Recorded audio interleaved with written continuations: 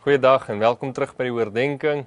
Ons is besig met Lent, met die voorbereiding en oploop na Paasfees toe en hoe ons harte en ons verstand en ons denke bietjie voorberei vir hierdie groot fees, Paasfees, wat vir ons as Christene en volgelinge van Jesus ontsettend baie beteken en amper die grootste fees is wat ons vier, waar Jesus vir ons gesterf het en weer opgestaan het uit die dood en sodoende my en jou verlossing bewerkstellig het. Nou ons is hierdie week in die teks Matteus 4 vers 1 tot 11 en ons gaan nou 'n bietjie verder vandag en ons het gister gelees waar Jesus in die woestyn deur die Gees gelei is. Hy's in 'n woestyntyd ingeroep waar die Gees hom heen gevat het en hy meer met God kon praat en meer sy woorde en sy doel vir sy lewe kon hoor. So baie keer wanneer ek en jy in 'n woestyntyd ingaan, is dit nie negatief nie. God wil miskien net duideliker met ons gesels. Nou kom ons gaan verder in hierdie teks en want gister het ons opgehou waar Jesus 'n honger ontwikkel het en hy het honger geword na 40 dae en 40 nagte sy nie eet nie. Kom ons lees wat gebeur verder in Matteus 4.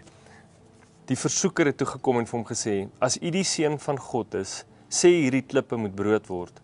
Maar hy antwoord: "Daar staan geskrywe: Mens leef nie net van brood nie, maar van elke woord wat uit die mond van God kom."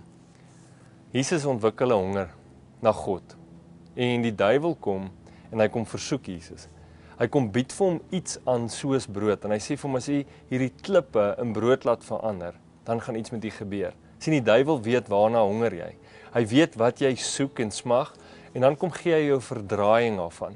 Maar Jesus antwoord die duiwel dadelik uit Deuteronomium uit en hy gee vir die skrif en sê: "Van brood alleen kan ons nie leef nie.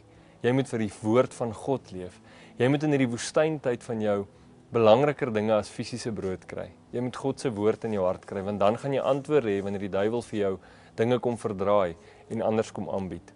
Wil jy nie vandag in jou woestynplek stil word en bietjie begin dink, maar wat beteken hierdie storie vir my en waar is die duiwel miskien besig om vir my iets voor te sit wat nie brood is nie. Hy's besig om klippe vir my so aanloklik te laat lyk dat ek miskien daarna honger. Wil jy nie in jou woestyntyd net bietjie stil word en sê: Here, wys my die dinge wat die duiwel vir my voortsit wat nie uit u hand uitkom nie.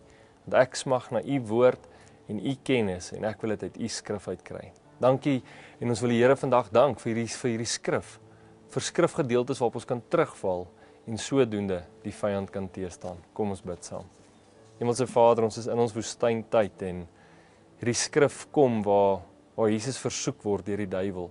Die duiwel kom en hy weet presies waarna ons honger en hy gee vir ons 'n verdraaiing daarvan.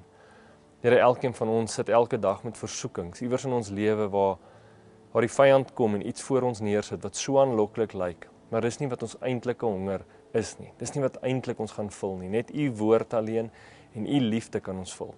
Mag ons vandag in ons stilte tyd, in ons woestyntyd die tyd vat om mooi uit te werk, maar wat is uit u hand uit? Wat wil u vir ons vra en wat is die duiwel besig om ons voor te sit? En mag ons gee ons die wysheid om onderskeid te tref daar rondom. Here, dankie vir u liefde, dankie vir u genade en dankie vir u skrif waarop ons kan terugval. Ons prys u in Jesus naam. Amen.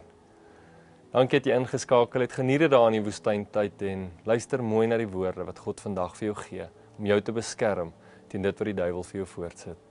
Gesels weer môre. Totsiens.